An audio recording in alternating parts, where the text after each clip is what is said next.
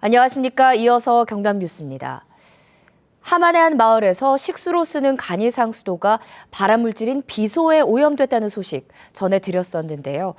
그런데 함안뿐만 아니라 도내 다른 지역에서도 주민들이 4년 동안 발암수도물을 마신 것으로 드러났습니다. 그동안의 자치단체의 대응은 허술했습니다. 김준원 기자입니다. 지하수를 식수로 쓰고 있는 한 마을입니다.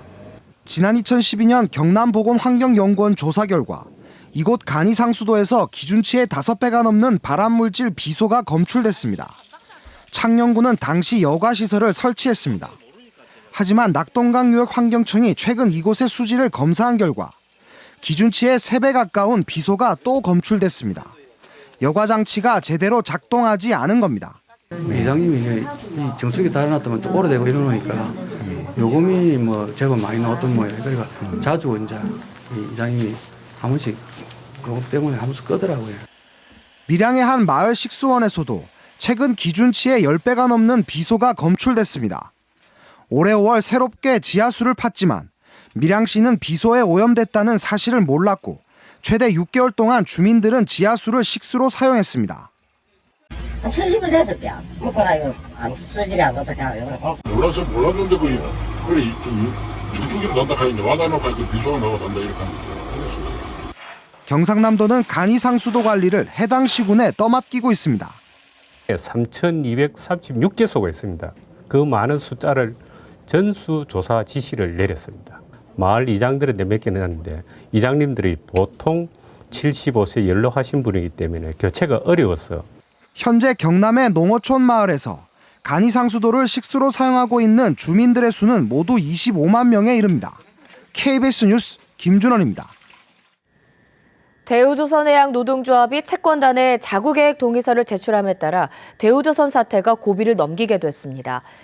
대우조선노조 현시안 위원장은 어젯밤 노조 상임집행부 회의 직후 낸 긴급 발표문을 통해 노사 확약서 제출과 관련해 노조 간부와 조합원들의 의견, 대내외 조건 등 여러 상황을 심사숙고해 채권단에 동의서를 제출하는 것으로 최종 결정했다고 밝혔습니다.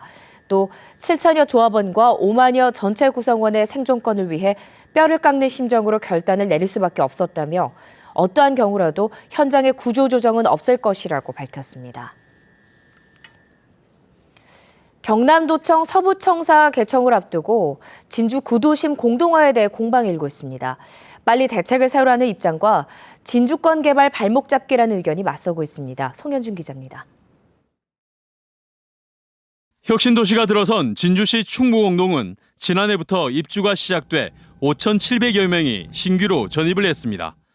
이러는 사이 상대동과 하대동, 천정동, 중앙동 등 진주의 기존 시가지에서는 인구가 각각 1,000명에서 2,000명가량 줄었습니다. 문제는 오는 12월 경남도청 서부청사 개청과 초전 신도심 개발입니다. 진주 지역 야당과 일부 시민단체는 기존 시내 인구 유출에 대책을 세워야 한다는 입장입니다. 이런 구도심 대책에 대해서 공동화에 대한 대책을 어차피 서부청사로 인해서 그런 지역 균형 간의 발전을 깬다고 했으니까 이러한 부분에 대책을 수립해야 된다고 봅니다. 하지만 진주시청 이전 등으로 구도심의 인구가 대거 유출됐었기 때문에 더 이상 유출 인구가 없다며 서부권 개발 발목 잡기라는 반박도 제기되고 있습니다. 인구가 빠져나갈 사람들은 거의 빠져나갔습니다. 지금은 초장 신도시 때문에 인구가 공동화된다는 건 전혀 안 맞습니다. 혁신도시와 초전 신도심 개발, 서부청사 이전 등에 따른 기존 시내 공동화 논란을 둘러싸고 진주 지역 여론이 엇갈리고 있습니다. KBS 뉴스 송현준입니다. 전국 시장군수구청장협의회는 지방에서 희망을 주제로 한 여수 선언문을 채택했습니다. 전남 여수에서 어제 개막한 시장군수구청장 전국총회는 기초선거에서 정당 공천제 폐지와 국고 보조율, 지방 소비세율 인상, 자치교육, 자치경찰제 시행 등 지방분과 제도 시행을 중앙정부에 촉구했습니다. 시장군수구청장 총회는 현행 기초자치단체는 중앙정부의 하부기관에 불과하다며 국민소득 4만 달러 시대로 도약하기 위한 창조적 지역 경영을 선언했습니다. 민사재판에서 결정적인 영향을 미치는 게 바로 감정가 산출입니다. 그런데 객관적으로 감정을 해야 할 감정인이 원고와 피고 양쪽에서 돈을 받고 감정가를 조작한 사례가 처음으로 검찰에 적발됐습니다. 공웅조 기자가 보도합니다. 지난 3월 건축업자 박모 씨는 건물주가 모텔 신축 공사비를 10억 원이나 적게 주저한다며 소송을 제기했습니다. 법원은 공사비 산정을 위해 등록된 감정인단에서 감정인 1명을 선정했습니다. 이 소송 감정인인 건축사 김모 씨는 유리한 감정가를 받게 해주겠다며 원고와 피고에게 접근해 각각 1,000여만 원과 850만 원을 받았다가 검찰에 적발됐습니다. 민사재판에서 감정인이 정한 감정가가 재판에 절대적인 영향을 미친다는 걸 노린 겁니다. 감정을 하면서 가정 형편상 자기 어떤 노름이란 이런 데 어디 빠져가지고 원고나 피고한테 돈을 받았다는 그런 사실 때문에 고발 당한 거거든요. 김 씨가 속한 감정법인 대표는 수수료만 받고 감정을 다른 사람에게 넘기는 이른바 하도급 감정을 5차례나 한 혐의로 검찰에 구속됐습니다. 문제는 이렇게 조작된 감정이나 허위 감정을 통해 감정가가 달라져도 법원에서 이를 전혀 알 수 없다는 겁니다. 법원에서는 그런 일이 있었다는 것 자체를 모르고서 감정인을 신뢰하고서 재판을 진행하기 때문에 지금까지 그냥 계속 진행된 걸로 그렇게 알고 있습니다. 이 때문에 법원도 민사사건에서도 국가나 지자체처럼 복수 감정을 도입해야 한다는 지적이 나오고 있습니다. 검찰은 돈을 받고 허위 감정을 해준 감정법인 대표와 직원 등 2명을 구속하고 이들에게 금품을 건넨 2명을 불구속에 입건하는 한편 이 같은 감정 비리가 더 있을 것으로 보고 수사를 확대하고 있습니다. KBS 뉴스 공조입니다.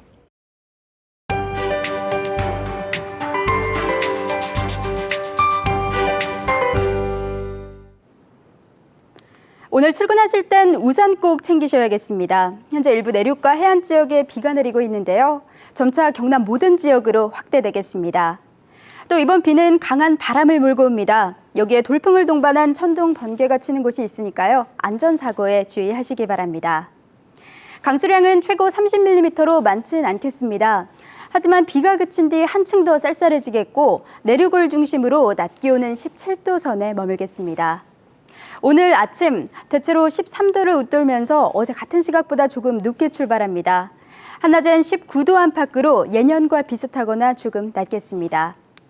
서부 지역도 종일 선선한 기분이 들겠습니다. 또 지금 내리는 비는 오전 중에 대부분 그치겠고 늦은 오후부터 맑은 하늘을 되찾겠습니다.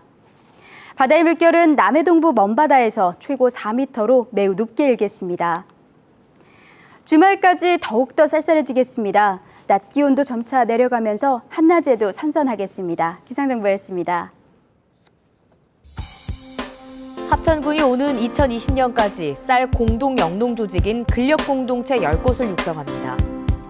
밀양시는 1897년 경남 첫 번째 천주교 본당으로 설립된 명예성지를 40억 원을 들여 새롭게 단장합니다. 사천시가 지난 20여 년간 계속된 수석 1지구 등 3개 지역의 지적 불부합 민원을 지적 재조사를 통해 해결했습니다. 산청구는 올해 300여 톤의 단감을 싱가포르 등 동남아 지역에 수출합니다. 우주탐사연구개발센터 진주 유치에 따른 사천시와 진주시의 갈등이 다시 시작됐습니다. 여상규 국회의원과 송도근 사천시장은 어제 기자회견을 열고 진주 우주기업 시험센터 구축 사업은 사천시를 핵심으로 우주항공산업 클러스터를 조성한다는 정부의 공약에 배치된다고 밝혔습니다. 한편 진주시는 오늘 사천 한국항공우주산업, 진주경상대와 함께 300억 원 규모의 우주탐사 연구개발센터 유치를 위한 양해각서를 체결할 계획입니다. KBS 뉴스를 마칩니다. 고맙습니다.